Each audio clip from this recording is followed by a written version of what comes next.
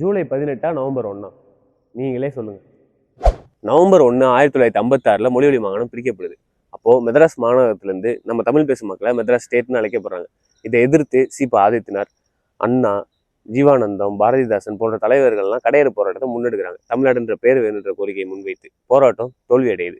அதை பொருட்படுத்தாம விடுதலை போராளி சங்கரலிங்கனார் தொடர் உண்ணாவிரத போராட்டம் வந்து 76 நாள் கழிச்சு அக்டோபர் 13 1956 உயிரிழக்கிறாரு. போராட்டம் இன்னும் வலுவெடுக்குது. அரசு அலுவலகங்களை முற்றுகையிடுறாங்க.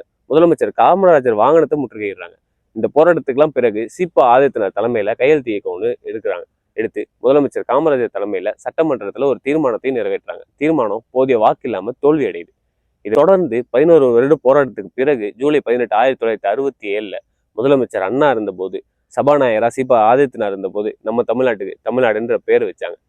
நீங்களே சொல்லுங்க. நவம்பர் 1 தமிழ்நாடு உருவான நாளை தமிழ்நாடு நாள் கொண்டாடலாமா, இல்ல ஜூலை 18 பேர் வச்ச நாளை தமிழ்நாடு நாள் கொண்டாடலாமா?